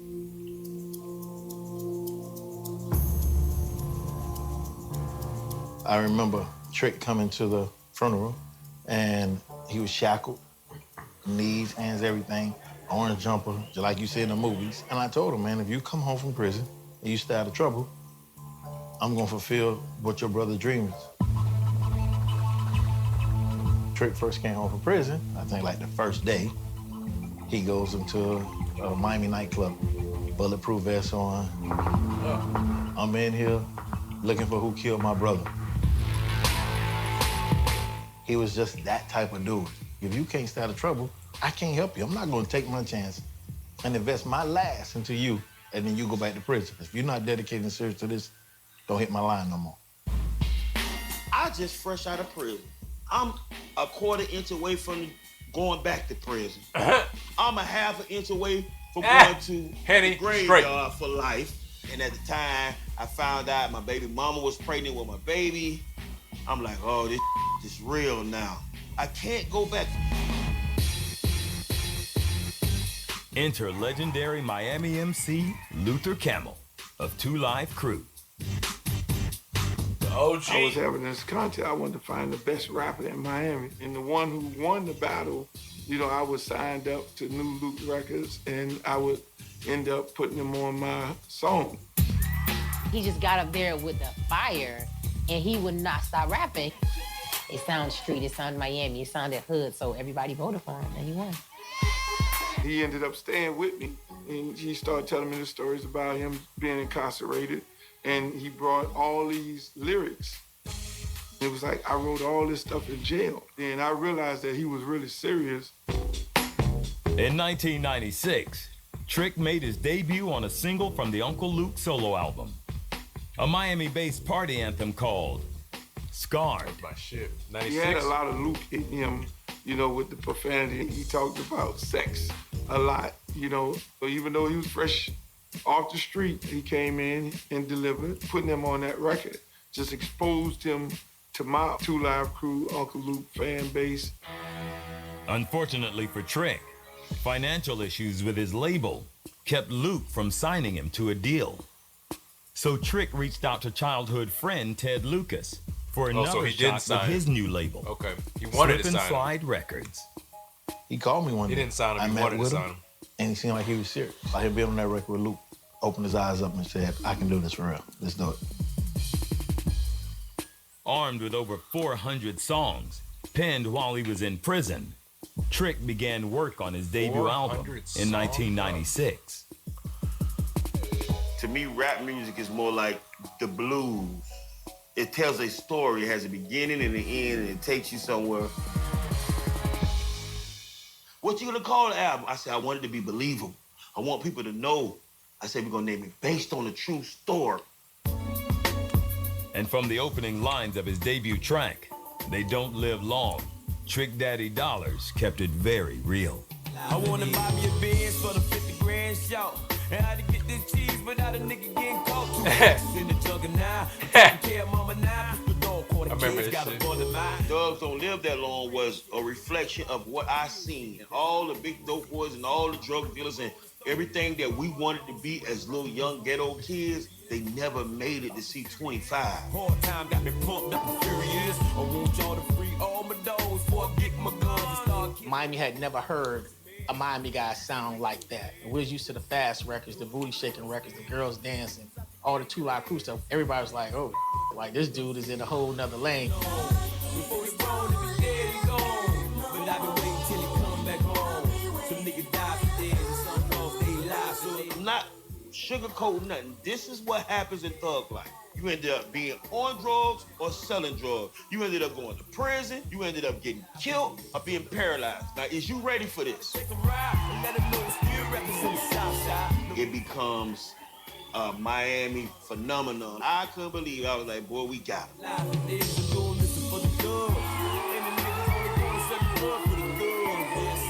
People automatically, they just loved it, you know? It was time for us to get on the national stage for sure.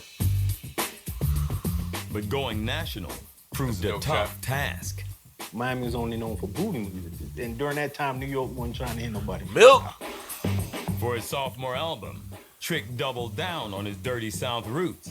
T-double-D! A lead single with a defiantly regional flourish called Nan. Nan, like what the hell is a Nan? Joint. Nan means nothing, nada, nothing. When I wrote the record, I was thinking back for Trina. Her crew, they were the epitome of a Miami girl.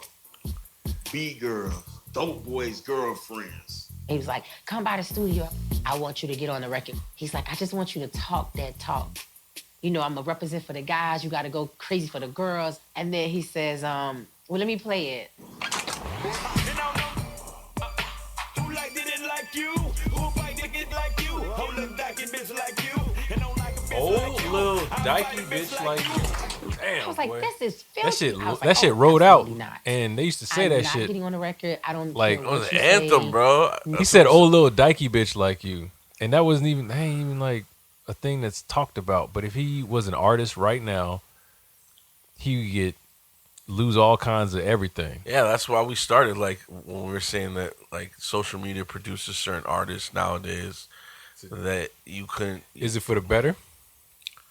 I don't think so, because you want art to be itself. Like that's what I love about Trick Daddy. He's so himself, and you're gonna judge. You can't judge something like that. Like, it's the whole person, not just the bad shit he does. What about the good shit he does? What about once you start to yeah, he does everybody, like not everybody, but a lot of people that come from bad shit, do good shit, and do bad shit. But overall, you're not gonna look at Trick and be like, yo, that's a bad dude.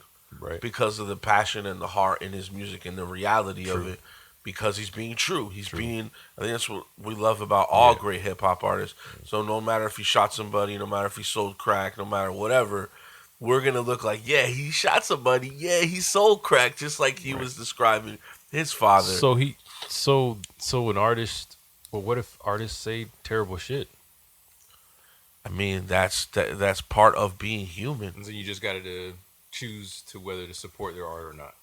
Well, if you're influenced by it, then that's who you are, and don't be fake about it. If he had a deal with Cocoa Puffs or something like that, cereal, some very like generic cereal deal, and he said he said that line, and he got dropped from his Cocoa Puffs endorsement deal, would that be right or wrong?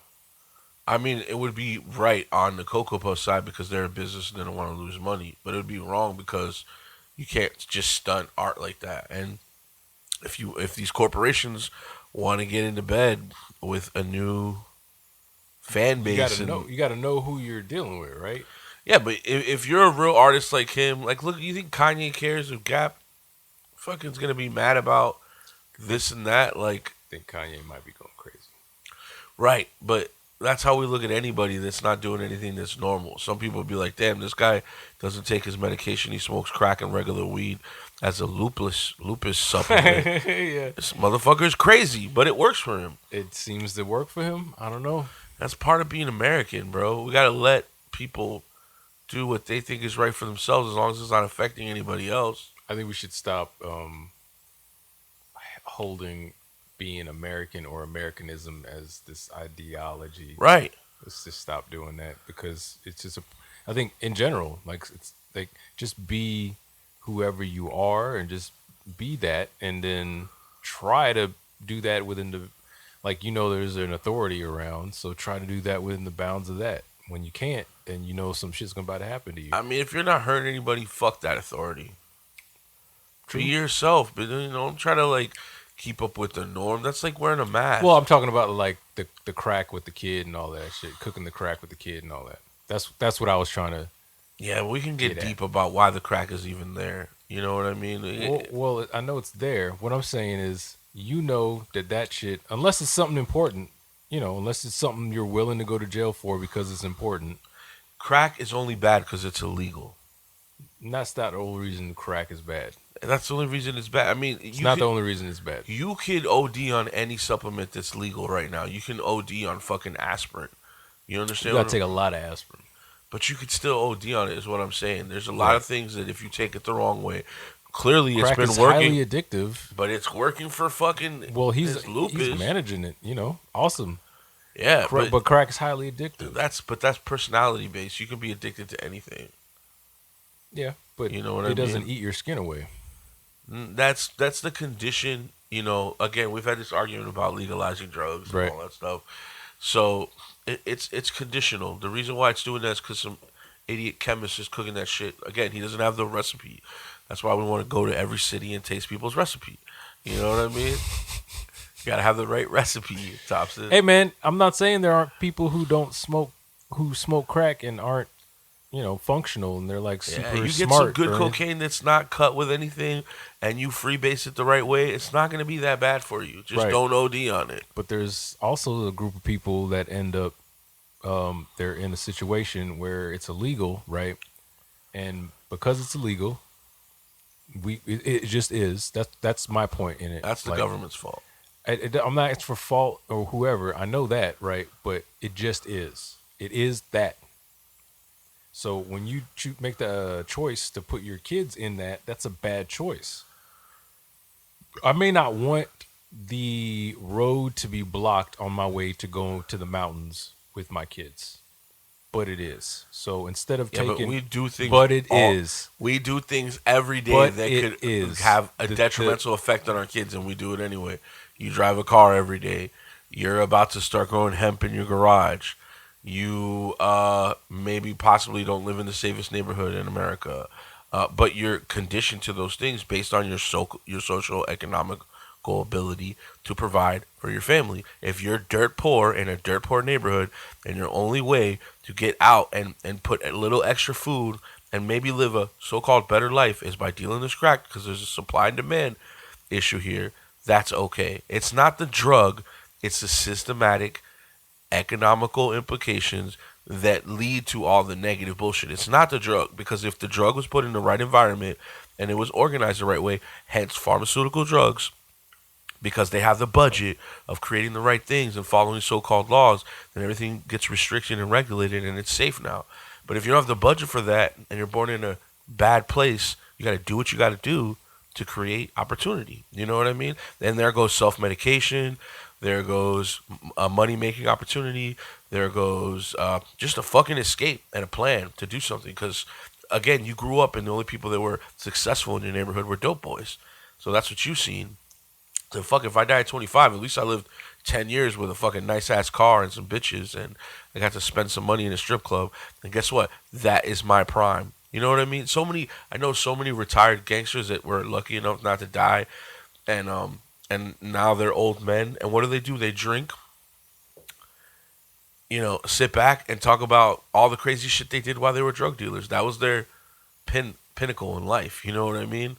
Sad in some people's eyes, but in their eyes, that was the greatest time they were having in their life. I guess all that matters at the end of the day, right? How you feel about yourself. Yeah. And us judging in any way, good or bad, me saying, oh, that's great, you say, no, that's bad, doesn't really matter. It's fucking irrelevant. You know what I mean? It isn't. So, I guess starting from the end, going back, there's other ways to get money besides something that could get you killed. My point is, they know at that moment that it is possibly something that could get them killed, so don't get your kids involved. You, like I said, if you need to go do your thing and make money, make rent, blah, blah, blah, do something to break the cycle so that you don't need to put your kids in that situation.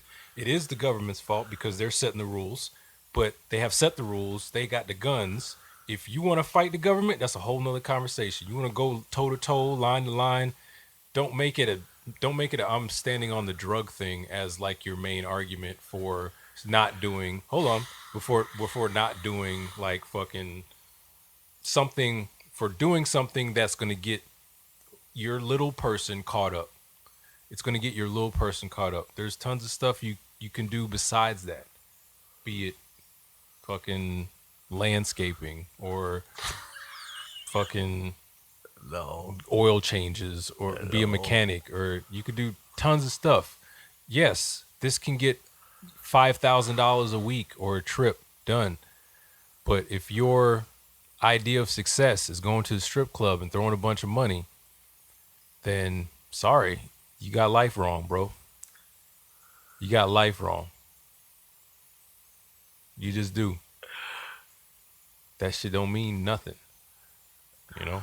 I mean, yes and no. Driving a nice car I'm not, doesn't mean anything. But I can see what is appealing.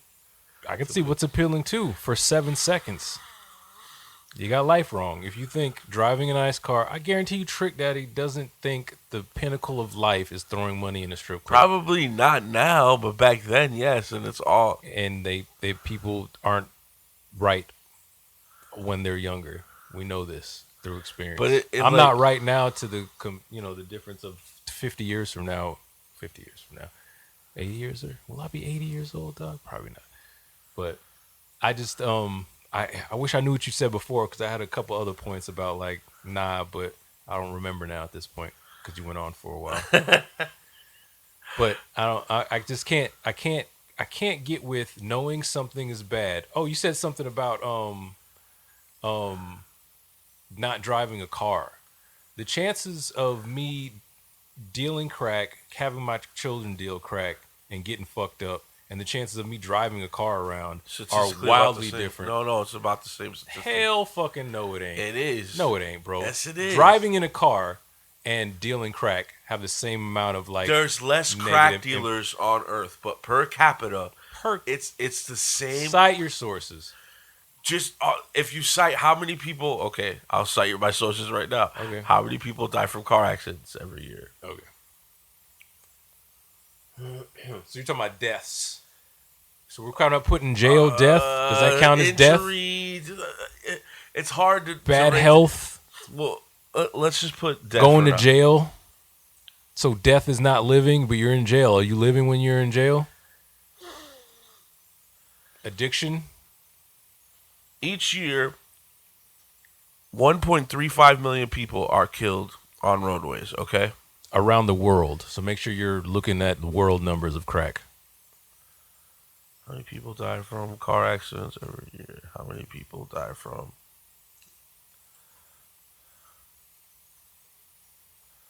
Nah, you said crack. That's cocaine. It's the same thing. They're probably going to be talking about the U.S., not the world.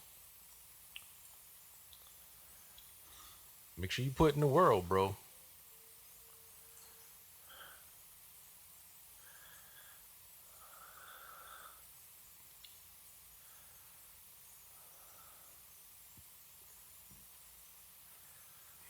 How many people die in the world? And we're talking about die. Just die. Not put in jail. Not addiction. Not any of that. There you go. World data right there. Where? Right there. One that's down. Try that one. It's random one. Right here? Sure.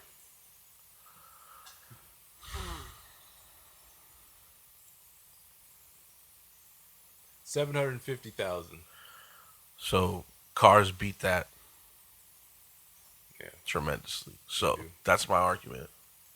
It's a good argument, I guess. You know what I mean? What I'm saying is you take chances every day. Yeah. Yes, systematically, socially, that is probably looked worse, like dealing crack versus driving the car. But if you look at the numbers, you're harming your kids just as much by putting them in a car. No, not at all. Again, you're talking about dying, right? We're talking about just deaths, well, right? Just death, injury, just a fucked up situation. No, that's not what that number represents. That's just deaths. But the rest of it too, the home environment. I can go to jail. Incarceration for him, the family, the health implications. Yeah, of it. you get in a bad car accident, Again, you're gonna be able to afford all the rehabilitation, deaths, all that. Just deaths is that number. That number, 750,000. That's just the beginning of it. Yeah. Me driving a car, that's the only problem is deaths. Right. That's it. The rest of the time, I'm bubbles. I'm having good conversations. I'm playing music. All of that stuff. 750,000 deaths, and then life, quality of life, fucking my health, fucking being in jail, incarceration. All those things aren't life. So that number is a small number, but you drive more than you sniff cocaine, even if you're a cocaine. Doesn't matter. Like I said, it does. It doesn't matter because, like you're I said, taking more chances by being behind the wheel than sniffing a line of cocaine. No. Because you drive more. Again, quality of life, health, and possibility of being incarcerated because we know that it's illegal. It's way worse. You can hit somebody by mistake and kill them and go to jail. You can Google how many people get put in jail because of crack and add that to the number. We can Google how many people have all kinds of heart palpitations and whatever else and bad health because of crack cocaine, and we can add that to the number. It's going to be way more than 1.5 million. I don't want to get into the super numbers, but we can agree because I'm correct. Driving a car is not the same thing as being a crack dealer or doing crack. Yes, because there's it's not. There's more car drivers than crack dealers. See, it's the same kind of argument that people make about like cops not being oppressive or killing people in the black community because only 9 black Americans got killed in 2019. Why is that the bar? That just that perfect scenario of people dying under that means that this thing is right. No, driving a car, I'm not going to go to jail because I drove a car. You can, though. Yeah, some people more than others, but I'm not going to go to jail. The act of driving a car doesn't put me going to jail. I'm not going to have terrible health because I go to drive a car. I'm not going to You never seen obese people? Why do you think in Europe, why do you think people in Europe are so much more healthier than Americans? It's not just the diet. They drive less also. They, like, walk more. They ride bikes more. I'm just like, it's kind of hard to be like, damn, doing cocaine is worse than driving a car, but statistically, it's just about the same. No, you keep saying that, but it's not. Yes, it is. No, because you're saying... I just proved it in deaths. No, I just told you how that doesn't matter. That part doesn't matter. Of course it matters. No, it doesn't, because... It's straight numbers. No, if I was smoking crack or doing something just unhealthy or just as illegal while driving, then yes, it would matter. But driving in itself is not as illegal what I'm or saying as unhealthy as smoking crack. So there's no way that smoking crack is the same or just as bad as driving a car. Driving a car every day is more dangerous than becoming a crack dealer. No, it's not. No, it's not. Because you're not putting into the lifestyle. You're not adding into that at all. You're not. You're just saying deaths. Because there's more people doing it. You're not putting into what the lifestyle brings and how many people get killed because of dealing crack and fucking... That's hearsay. You don't really know that. No, it's not hearsay. It's literal fucking... You can Google that right now. More people died behind the wheels than in crack battles. Them alone, yes. But everything that has to do with crack, no. That's what I'm saying. Way more people die behind cars globally than die behind cocaine, crack, the trade, whatever you want to call it. All of it put together, no. Yes. No. The health implications... The actual cartel war, all that. Yeah, throw the cartel bodies and all that, and going to jail. There's and still the more people die behind and going car to jail and the implications. And no, there's still more people dying behind car deaths. Sure isn't. Than in the cocaine sure isn't trade. Because that deaths already is at 750,000 already. 1.3. That's half already. That's half already without putting the health implications. I'm going to say it again. The health implications, right? And being in jail, which is not having life, and the illegal trade of it, everybody dying in the fights and all of that shit. Cars adding cause all of that. more deaths no, it than doesn't. crack. You can just say it, but it isn't true. No, you can say it as much as you want, but it isn't true. It is true. You can repeat it all you feel like. Keep repeating it, and maybe it'll become true. But it isn't. All right. Keep saying it, but it's still not true. This is the greatest argument during You can keep saying it, but it's not true. Yo, thank you, Trick, for letting us car versus crack argument. It's just not true.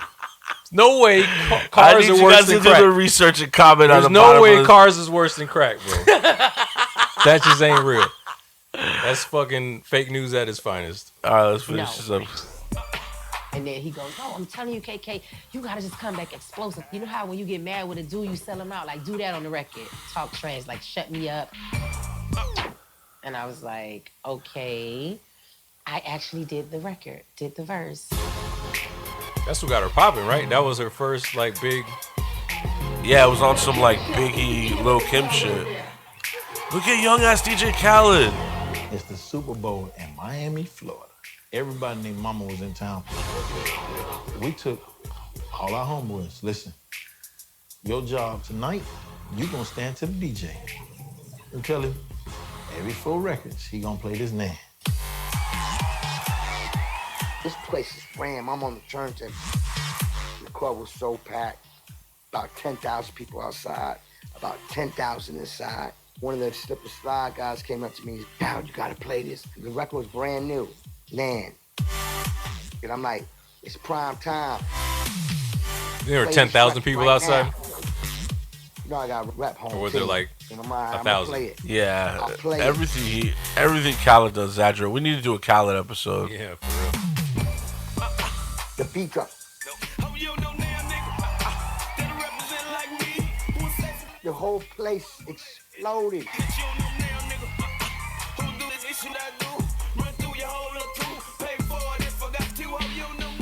It was like the most explicit that niggas ever heard. Trick was the most countryest dude, but gangster at the same time. But Trina took it to a whole nother level. You don't know now, ho. Done been the places I've been. Who can spend the grands that I spend? Up my 5 or 6 best friends. That's Fuck crazy. About 5 or 6 best friends. Trick. She was just as bad as he is.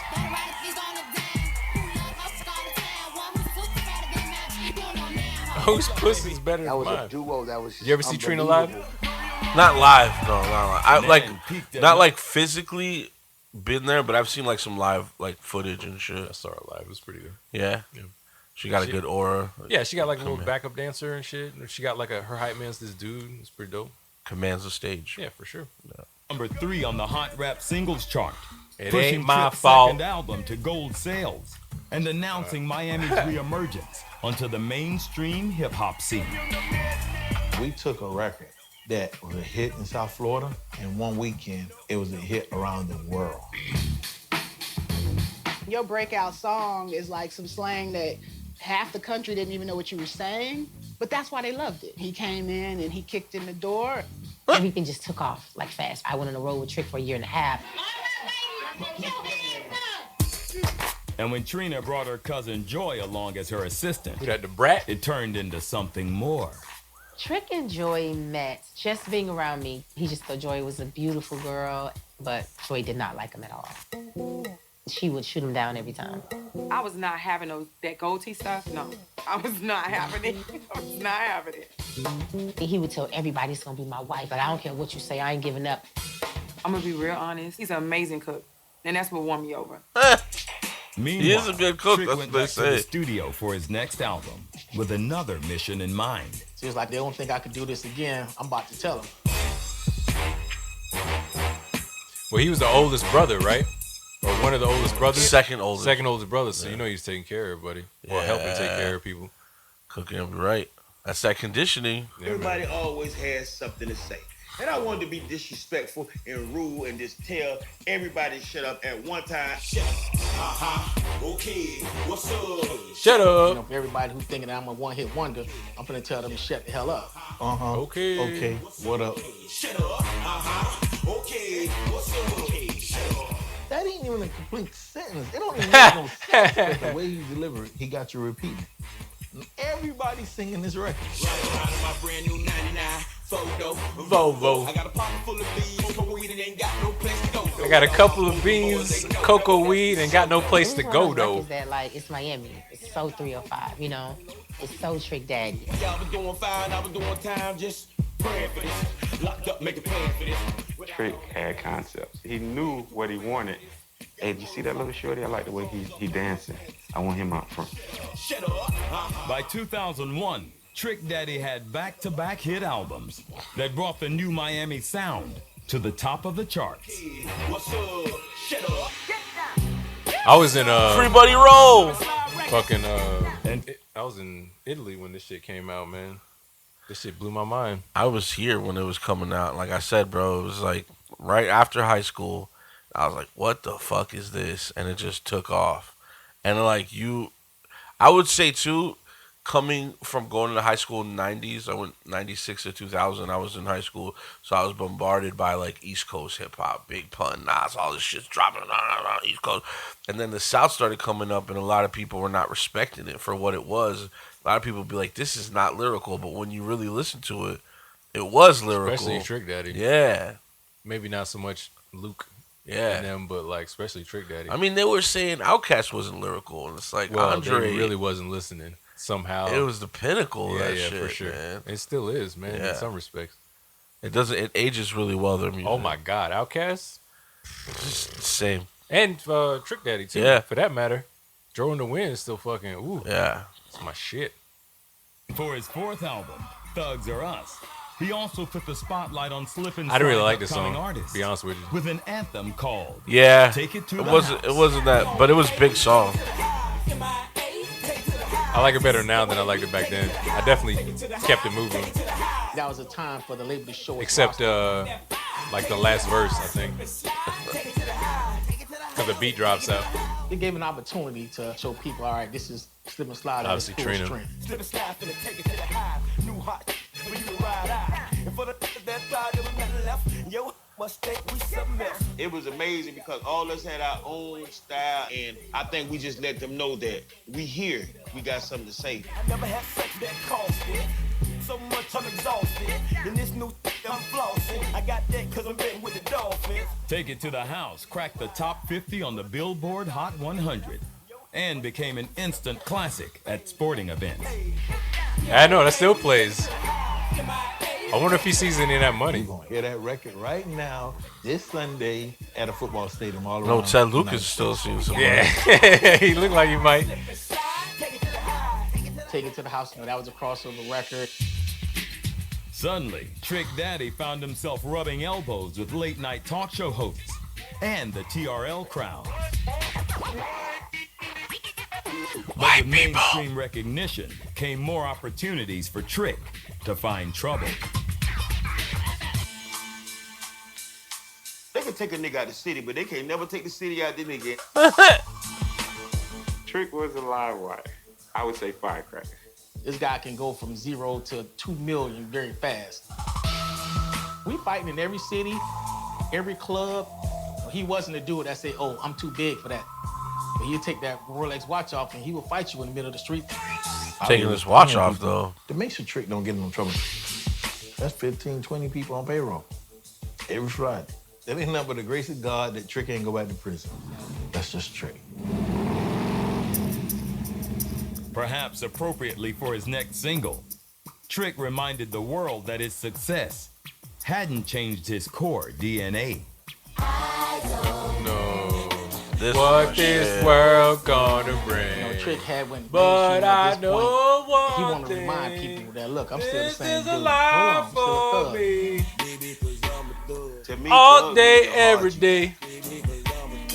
A Would thug is change somebody for with the his own world. mind. That's A thug is right, somebody you that's not heard. easily influenced.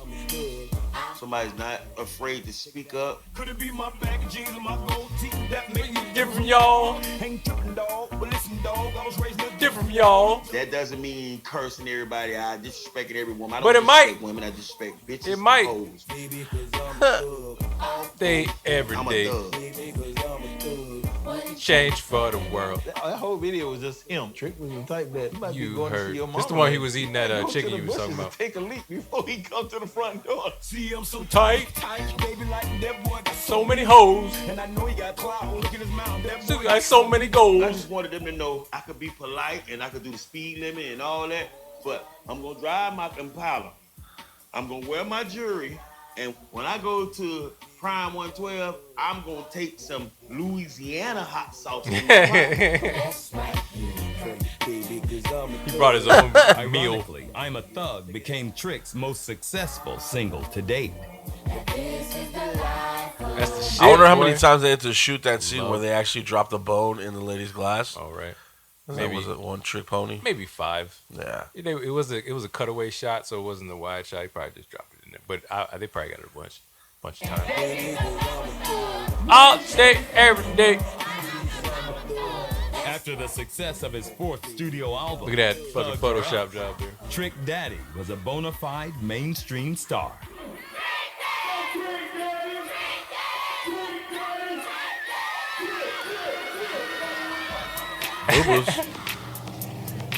Yeah. For his next album, Trick reached out to fellow artists from the South to give a celebratory unity to the project he named Thug Holiday. The sunshine in, low wood grain, let the Twinkies spin. It was a lot of Grab more you a glass, mellow, mix the laid-back. coke in the hand. It's quite alright with the dro in the wind. Put the dro in the wind. Oh, get your ass nigga, got me Nick Bo eating ass. Always wear my pants bag sag. That was vintage Trick. That South Cackalack on my chest up. Ride from the club, try my best not to mess up. was Yeah. Miami Atlanta collaboration. Two cities come together. They're on the win. Hard drop, man. Live. Surprise. Live. I had that hat. I had that hat. And the Hey, feel-good no, track no. also featured Trick's most famous line. Trick love the kids. Trick love the kids. Trick He came Cat, from a Trick bad and situation, Outkast. so he's No, never Trick and forgot Wu Tang he love wants the kids kids. around to have a better upbringing than For the him. children. So that's something that he really feels. I raised my sister 5 kids. I grew up in a house full of kids. I'm a big kid.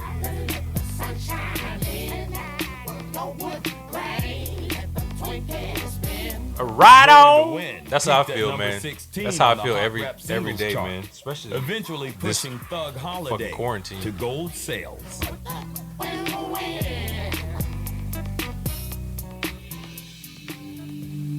But privately, Trick's personal life was hardly a vacation. One of the low points of my life was when I found out I had lupus. My skin was deteriorating and changing colors. The pigmentation in my skin and my health got worse. You could see different dents in my face, and I was like, man, I ain't going outside no more. I don't want to see nobody. I don't want to take no pictures. I don't want to be on camera. Yeah. Get that camera out of my face. He started to withdraw from people, from events, from social gatherings, from his career. To make matters worse, the side effects of the treatment prescribed to combat his disease were almost as debilitating as the lupus itself, causing Trick to reject medication altogether, at least the prescription kind.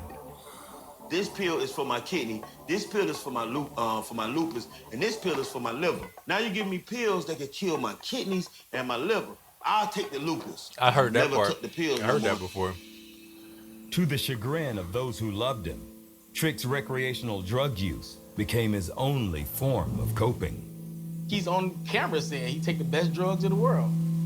Just don't get them from the doctor. Since I've met him, Maurice has done some type of drug. But I felt like, you know, him dealing with his illness and him trying to cope with it. Does he have probably kids? Made him more, you know, use the drugs more excessively. I haven't heard anything I about his started kids. mixing the weed Or he said his with the baby mama was cocaine, pregnant. what we call boom or lacing.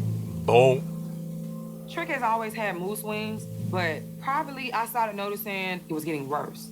I felt like ever his smoke, conscious decision to make better judgment cocaine and moves weed before? had Absolutely. I did by accident one time. In February Like, of wow, 2003, I hate that shit. That was during a pickup terrible. basketball Yeah. game, things took an It's an ugly acquired turn taste. when It's an Trick acquired pulled a taste. It gun is. You got to on a keep doing it childhood to get friend. used to it. That same year, he was in the news again after being arrested for possession of both marijuana and cocaine. Well, shit, Doc. Got ham, no burger? It got so bad. Peanut butter, no jelly? Trick really thought he was above the law. We got the 3 strike rules in Florida. I'm facing 30 years to life plus $1 million lawsuit. So for like 2 years, he ain't put out an album because of he's dealing with that court case.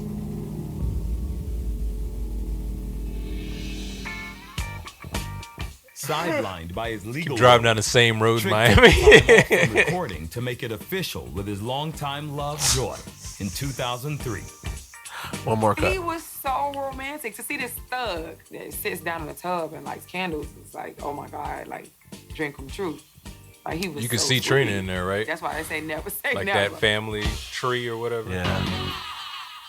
The wedding I also inspired did not like Trick's this next song. album, Thug Matrimony. This is my shit. I like Married this to the song. Streets, and a hard-hitting party anthem featuring Lil Jon and Twista titled "Let's Go." I like this verse. I like how he spit his thing, but like I just didn't feel the. But I wasn't really into Ozzy Osbourne or anything like that back then. I've just always liked the rock, hip hop, Yeah. like Rage and like Limp. Yeah. Even Limp Bizkit was cool sometimes. Yeah. Older people, kids, even black people that ain't even familiar with the sample or the song. Yeah. Kill that shit. I love the get done up in front of your mama. I love that line. The beat was in a whole nother direction. That speaks to but me he because I got a delivered it in kid. way that urban people It's just just like don't something even about like getting your that ass whooped record. in front of your kid or your mom or something that's even worse. Yeah. Get done up in front of his mama. Eventually became Trick Daddy's highest pop chart single, reaching number 7 on the Hot 100. The goodies. And number 4 on the rap charts. We made history again. You know, that's what I do. Thug Matrimony, Married to the Streets. Seen a couple of Confederate flags in that video. And became Trick's first Chill number out, 1 Lil album. Jon.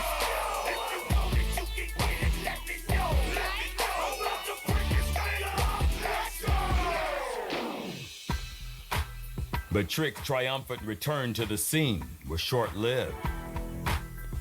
Though he eventually beat the drug and weapons charges that threatened to send him back to prison for life, freedom had its cost. When Trick stopped recording, I had to make a decision. To let some people go. The chemistry wasn't the same. I think it's just about the chemistry, you know? It reflected in the music. And when Trick's next studio album, backed by Thug Demand, came and went without much fanfare, Trick and Slip and Slide decided to part ways. Like when it fell for him, it all fell. He was going through it for a minute. By 2009, Trick Daddy had left Slip and Slide Records. He released one more album on a label he put together with his brother, but sales were modest. From that point, I told my brother, I can't do this no more. I'm not spending nail dime, nail other day of sleep, worrying about how we gonna make this record label work. I don't want no more. Over the next few years, Trick's musical appearances were restricted to unofficial releases and guest features on other artists' albums, especially with longtime friend and collaborator, DJ Khaled. But when it came to his own projects, Trick struggled to find inspiration in the changing musical landscape. He didn't know how to change with it. He didn't know how to convert to doing music that was still real. So he started the Eat a himself. Booty Gang. He just I'm president and CEO of the Eat a Booty Gang. I eat the booty, not the pussy. By 2014, Trick was strapped for cash and forced to file bankruptcy to keep his Miramar home. I got tax problems. I got child support problems. I got lawsuit problems. I got bills. I got my mama. It was rough. Things that got so He hard, I had was ready to sex go back to the with streets. my mama. I was ready to go to the chain gang if I had to, or to the graveyard if that was my destiny. Damn. So I was like, y'all don't need to be involved in what I'm going to be involved in. Everybody who I care about, I need y'all to stay from around me. He was from everybody. Kind of rough. He started to withdraw away from me. So that's why I took it amongst myself to finally make the decision to leave. Like when it fell for him, it all fell. Relationship, the lupus, the music. That's a lot all at one time for a person. I felt it was only one person that knew the reason for this. It was God, and I always had a closer personal relationship with him. So I got on my knees many nights and I just talked to him and I talked to him. I never heard him talk back, but I felt his response. It's because he wasn't doing enough crack. Because every time I opened that mother mailbox, there was a Talk to past God, due you doing bill. enough crack. And I said, that's God talking to you. You better get up and go do that show. That's God talking to you. You better go do that song. By 2016, Trick had found his way back to the stage, playing sporadic gigs and making occasional featured appearances, but with no plans to record new music. Until fate brought him back to where it all started, Slip and Slide Records. Wherever I go, people always, man, we're gonna hear some more Trick. We're gonna hear another Trina record. I finally gave both of them a call and said, listen, man, I think that you guys should come together and do an album together. I got them in the studio, and I feel like we done made some incredible music, and I'm looking forward to this album. So that came The out, record right? we're putting out together is a Trick and Trina TNT collabo album. Did it do any? I don't think it did. After over a decade since their last collaboration, the dynamic duo released a Paradise. new single, Paradise, and planned to drop the full album in 2018. Okay. It was just the perfect time, you know? We just have this love and this respect for one another. You know, I always want to see him win. She doing Love and Hip Hop Trick now. continues type shit. to work I on think that's what helped relationships them with both his father. launch the, like they did Love and Hip Hop Paradise, together okay. and then dropped the father and estranged wife, Joy. In 2018, they put their complicated marriage on display for the TV series Love and Hip Hop Miami. That's the new As thing, for right? himself, Trick considers his own journey a Some work version in of progress. either be a rapper, go on Love and Hip Hop, or be on Love and Hip Hop and be a rapper, Yeah. like, and then somewhere in between. And it helps careers out. It does, man. It's Cardi what's it called? B, Joe It's Budden. called visibility. Is that what it's Yeah. called? Get that visibility. Because they get seen? Yeah. Wow. Look at us breaking down social constructs. Jesus.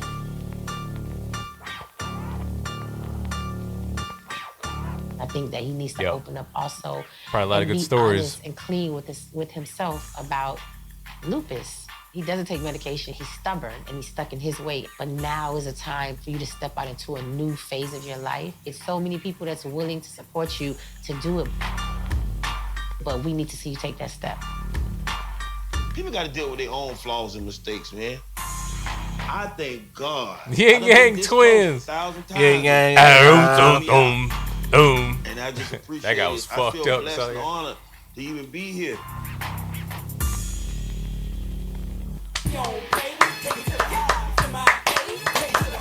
Yes, y'all. Trick Daddy Dollars, one of the greatest MCs Florida's ever seen. My top number one. Yeah. Marquise Samuel Young, thank you for being born. Good job. Shout out to your mother's vagina. Shout out to your Yo, father's testicles. Shout out to the way that they raised you He's a and Virgo. created. He's a Virgo. One of the best Same. rappers of all times, and definitely top 5 Florida rappers. Yeah. Pay respect to the man. Do it. Give him his flowers while he's still here. Absolutely. Do it. I mean, the moral of the story is be your motherfucking self at all cost, because at the end of the day, that is what God gave you, is yourself. That's what the universe wants you to be, good or bad. We're going to accept you for who you are. And I think that's the realest thing that anybody can live, is their truth. This is a testament of how crazy this year has been, how insane 2020 has been, because for the first time in the 2 years or so we've been doing this podcast, probably a year plus, I agree with this man's moral of story. August 2nd, Trick Daddy. 2020, 1:04 p.m. That's right. Be yourself and fuck the haters. Absolutely. There's nothing less or more than that. Be yourself. Be Fuck the yourself. haters. I'm going to do something that I hate seeing on videos, but I want to make sure that you guys do. Like, subscribe if you're that type of person. Comment if you're Be that a type liker. of person. Be a liker. It's just nice. I'm not really a liker. He's not a but liker. I'm a an liker antisocial just fuck. because. Do it. Yeah, do it. Peace and love, Do y'all. Make it. sure you email us at freshproducefloridamedia@gmail. Anything you want to let us know about. And my name is Fredo Peens. I'm still Chris Thompson. All day, every day. Peace and love. Peace.